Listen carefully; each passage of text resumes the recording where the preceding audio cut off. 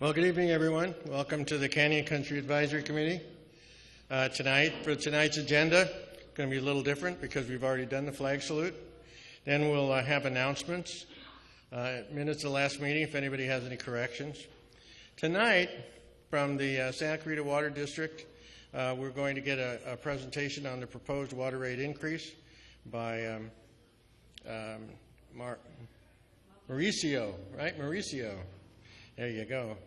Then we're going to get a presentation on disaster preparedness and CERT training from Don and Ozzy.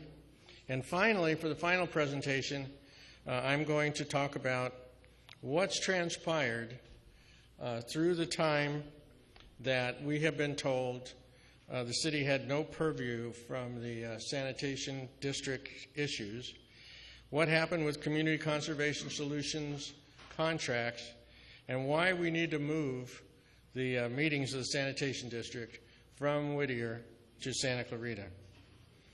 After that, we'll go through public participation, our version, 1 minute for the first 5 people that want to say something, and then a preview of the next several meetings. We're going to talk about what's going to happen through almost the end of the year. Actually, we will talk about what's going to happen through the end of the year and a little bit of next year, because it's come time when we'll be doing meet and greets and forums for the next city council election. Now, today, I don't know if you realize it, but today, August the 21st, is Senior Citizens Day. Hey, woo! So, if you happen to be a senior citizen, well, you've really made it here. And what? I really want you to know that Senior Citizens Day, I don't understand. I didn't see a city proclamation. I didn't hear anything on the radio, but this Senior Citizens Day was set up by Congress through a joint resolution in 1988 for National Senior Citizens Day, and it was done and proclaimed by Ronald Reagan when he was 77. Fortunately, I'm just a young guy. I'm not anywhere near 77, but as Senior Citizens Day. And at the time, they proclaimed that anybody over 60 was a senior citizen, so that was a good thing. And the original proclamation was read on August the 19th of 1988. And normally we do the flag salute, but we've already done that. So I want to go through a little bit of announcements, and of course the biggest announcement is that we've got air conditioning again. That's a terrific thing. But I just wanted to brag a little bit. On last Saturday, on August the 17th, was my wife and I's 50th wedding anniversary. Woohoo! And we really had a great time. We went down to Marina Del Rey, and this was taken at the Cheesecake Factory at lunch. And then in the evening, we went on a dinner cruise on a Hornblower with the whole family. We had all the boys, my boys, their wives, and all the grandchildren. We had a great time. So a little bit of bragging there. Wanted to make you aware of the fact that Senator Knight is going to co-host a fire fee teleconference town hall meeting. You can register for it. It'll be a Wednesday on August the 28th at 6 p.m. And it has to do with the fact that everybody's jumping on the district fee bandwagon. I don't know if you've noticed this. We've got landscape maintenance districts that are financed with fees, not taxes, so that they can be placed on your property tax bill a different way. We've got open space assessment districts, which generates a fee. We've been talking a lot about the chloride issue, which is another Proposition 218 fee. LA County right now is talking about a stormwater district fee. And so, not to be outdone, the state is now talking about a California Fire Prevention District fee. So all those things are assaults on your property tax bill. And if you want to hear what Senator Knight has to say, it's on August the 28th at 6 p.m. I was there. I ran down today at 6 o'clock and ran over to, I actually left here at 5:30, and then left there at 6:30 to go over and take a look at what was happening at this meeting. And so it was a discussion of the at-grade Lyons Avenue crossing and Dockweiler extension. And in actuality, when we got there, it was really a discussion about tying together Dockweiler or around where the Master College is to either Lyons Avenue or to the 13th Street crossing. But it was a little different because it was billed as a scoping meeting, and typically at a scoping meeting, you expect someone to get up in the front and present the project to you, and so you get a good idea of what's going on, and then you ask a bunch of questions, and they write them down, and supposedly are going to answer them all in the EIR. But in this case, it was one of those, we'll put a whole bunch of stuff all the way around the room, and everybody can walk and from picture to picture. And it was interesting because it was very well attended, one of the most well attended meetings of this kind. So we'll wait to see what comes out of that. I think it's also interesting because the council approved this $461,000 to study the necessary permits required for the Public Utilities Commission. And so I actually thought this is what we were going to be doing when we went over there, but this really kind of was different than I thought it would be. It really is the start of a real project. And so we know that that crosses right on the other side of Lyons Avenue, across Railroad, right across and through Ms. West's property. Anyway, I just grabbed some quotes where prior to this, Mayor Keller was saying that this project would only go through if the council approved it, and then also said, but he thought they would have to approve it because it was a way of interesting traffic problems. It was very interesting to listen to some of the people at the meeting. They didn't seem to see it that way at all, so we'll wait and see what comes out of that. Here's another interesting meeting that was scheduled on October the 22nd, 2013 from 8 to 9 o'clock in the Valencia Library. It was going to be the Citizens Public Library Advisory Committee.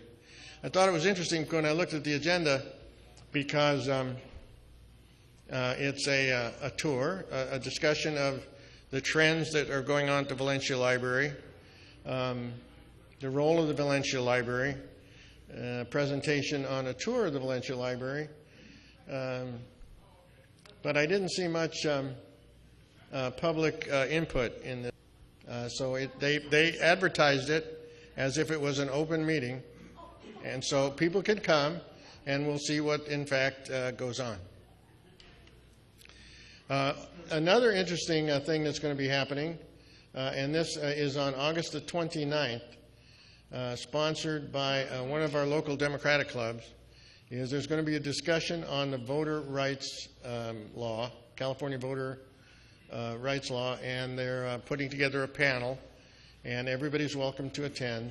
Minerva Williams is the one that has been championing this, and it's on August the 29th at 6:30 at, let me see, where is it? At which pizza? At Round Table Pizza here in Canyon Country. 19th Annual River Rally, we're signed up for it on September the 21st. I have waiver forms in the back of the room if you want to participate in the River Rally with us, so that the city will be all happy with us that we've met the requirements of supplying our waivers. This is a picture from last year with Rick and his granddaughter, and so we had a good time every year that we've been there, but we'll be there again on September the 21st from 8 a.m. to 11 a.m. Lastly is a discussion about the ducks at Bridgeport Park. And so the Rubber Ducky Regatta is again going to take place on October the 5th. And I promise to say that my name is Alan Ferdman, and I strongly advise you to go and adopt a duck today. Meeting statistics, we're starting to rise. It looks like we've got more people again today, and that's a good thing because we got air conditioning back, and hopefully we'll build our attendance again. We watch our video statistics. Interestingly enough, we always talk about what the highest viewed video for the last month was, and it happened to be the 1-minute update on the mobile home or the manufactured home rental agreement. And so it looks like people are, in fact, watching that. But we'll track it. Notice the big numbers normally take place as one of the meet and greets or one of the forums that we run for City Council. So are there any additions or corrections to the minutes? And then the minutes will stand approved as read. Okay, for public speakers, Ken Chase, want to come on up? You got a minute?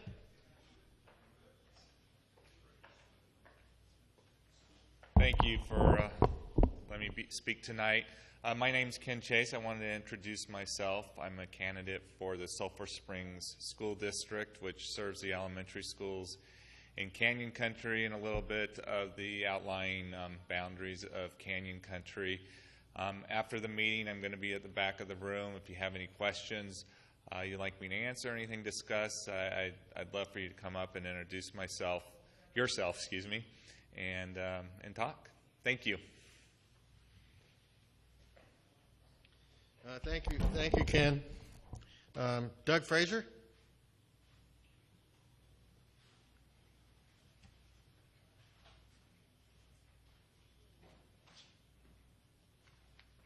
Okay. Thank you for the most watched video last week. That was news to me. My name's Doug Fraser. I'm representing Mobile Manufactured Home Representative. City of Santa Clarita had elections last couple weeks. 4 members were elected. This is an update from what's happening. Beth Simon and Doug Fraser were voted by the residents to be representative for the next 3 years. The 2 owner representatives were John Lang and Mary Orr. The mediator, which makes up the 5-member panel, has not been selected yet. Ray Henry, who has been down here several times, he's putting together a web page for Community Housing Association. I was going to introduce him tonight, but he had to go. So next week he's going to come in. Hopefully maybe we can have it on the board. We're going to update it each week or each month with information so people can log on and see about the elections or anything that's going on with the manufactured home communities. On August 27th, we're going to launch a campaign against John Lang and his election to the panel. Previously, we met with Bob Keller and Ken Striplin and asked them to put together some rules on the election. So he put together some rules, and one rule was that you had to be subject to the ordinance in order to be nominated for election. Placerita Canyon Mobile Home Park, we found out, was 100% exempt from the ordinance. All their residents have long-term contracts, which prevents them from being subject to the ordinance. John Lang is the owner of Placerita Canyon Park. So therefore, in my view, John Lang is not eligible to nominate himself to be on the panel. The city should have rejected his nomination, but they went ahead and accepted it. And now John Lang is on the panel. So this is what we're going to launch August 27th at the City Council, is our protest about this. I have a web address, CCAC, stands for Community Housing Association, City of Santa Clarita at Yahoo. If anybody wants to email me and discuss this a little bit. But next week or next month, we're going to have more information and try to put something on the PowerPoint. Ray Henry's going to be my. Very good. Any questions? All right. See you next month. Very good. Okay. Next month, we know so far we're going to talk about the LA County Grand Jury, civil grand jury. if you'll notice, there's a couple of things. You were talking about the paper. The Signal didn't cover the issue of community conservation solutions in the city's contract from the last city council meeting. They also didn't cover the LA County Civil Grand Jury. And the one of the things they did was they did a ranking of investigation and a ranking of all different cities, and Santa Clarita ranked 37th. So there's a lot of information in there, and we ought to look and see why we ranked where we did, and maybe there's some lessons to be learned, and maybe there's some improvements we can make. By then, we hope we can talk some more about chloride EIR comments, and we'll talk about the Unger letter. In October, Dr. Dorio is scheduled to visit us and talk about healthcare in Santa Clarita. From November of 2013 and January of 2014, we're going to do the City Council meet and greets because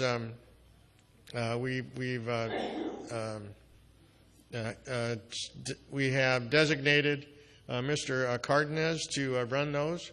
I certainly can't run them because I am a candidate, and so we're going to stay fair and impartial. In our election issues, for other than times when we have meet and greets and times when we have forums, we have always allowed candidates to introduce themselves. Can't campaign here because we're a C3, but you can introduce yourself and make yourself available at the end of the meeting. We allow any of the candidates to bring materials and put them on the back table. No banners are allowed. During meet and greets, I would imagine we're going to use exactly the same rules, and there'll be a period of time for candidates to introduce themselves. There will be a time to answer questions from the audience, and then a short wrap-up.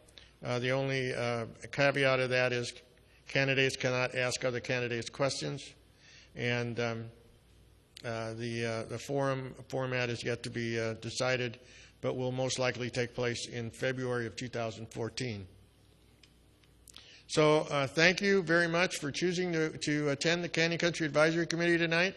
I hope you choose to visit us again next month, and now that we're in air-conditioned comfort. So thank you, and we'll see you next month.